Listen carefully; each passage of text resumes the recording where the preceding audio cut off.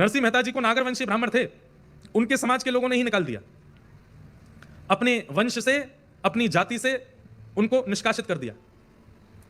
तो नरसिंह मेहता जी दुखी नहीं हुए, पर एक बार पूछने गए कि मेरा अपराध क्या है।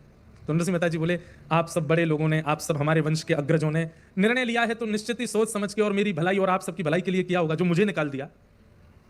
पर मैं बस ये जानने आया हूं, नहीं भी बताएंगे तो कोई दिक्कत नहीं, पर बता दीजिए मेरा अपराध क्या है।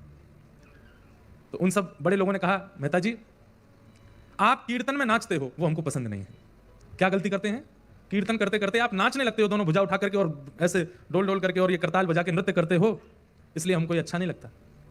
तो जो लोग बोल रहे थे नरसिंह मेहता जी उनकी ओर देख करके मन में सोचने लगे, यहां नगर के बाहर में दूषित नृत्य तुम देखने चले जाते हो, उनको देखने से तुमको पीड़ा नहीं, लेकिन कोई हरि गुण गा करके नृत्य करे तो तुम उसको अपने कुल से निकाल दोगे।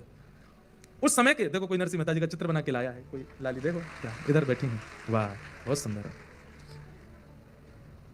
बोले दूसरा कारण क्या है?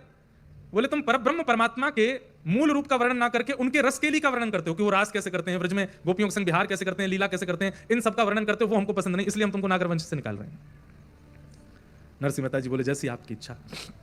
प्रणाम करके जाने लगे। पत्नी ने कहा, बहुत बुरा हुआ, घर परिवार ने निकाल दिया, भाइयों ने त्याग कर दिया, उन्होंने त्याग कर दिया, मित्र छोड़ के चले गए, यहां तक तो हम सहते रहे, पर अब वंश ने भी निकाल दिया, अब जाति ने भी निकाल दिया, अब क्या, अब जी के करें क्या? हम दोनों कुछ खा के कुछ कर लें क्या? नरसिंह मेहता बोले, अरे बावड़ी है क्या, ऐसे थोड़ी, अरे बल्कि इसको दूसरे रूप में विचार कर। बोले क्या? बोले परिवार में होते तो उनका भी ध्यान रखना पड़ता, ठाकुर जी ने उनको हटा दिया। बोले तुम अपना ही ध्यान रखो, दोनों भजन करो। मित्र परिकर परिवार और सखा साथी ये सब साथ में रहते तो उनका ध्यान रखना पड़ता, उनको भी दूर कर दिया। किसी के मृत्यु में जाना पड़ता, किसी के जन्मदिन में जाना पड़ता, किसी के घर के उत्सवों में जाना पड़ता, ठाकुर जी ने कहा ले ये समय भी तेरा निकाल दिया, भजन कर। उसके बाद में सारे भार ठाकुर जी ने दूर किए, एक भार केवल जाति का रह गया था सिर पे, आज ठाकुर जी ने वो भी निकाल दिया। अब कम से कम नृत्य करके कीर्तन भी करूंगा तो कोई प्रश्न उठाने वाला नहीं है मेरे आगे।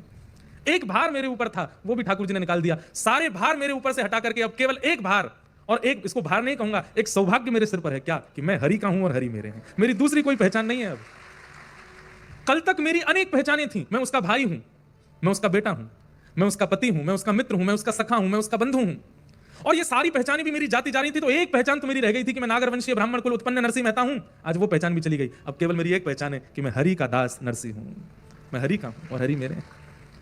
बंधुओं, भक्त क्या करता है? वो परिस्थिति को ठाकुर जी का प्रसाद मान करके स्वीकार करता है। और एक बात बोलूं, परिस्थिति ठाकुर जी की द्वारा दी गई परीक्षा है, उसको परखने के लिए कि वो क्या करने वाला है।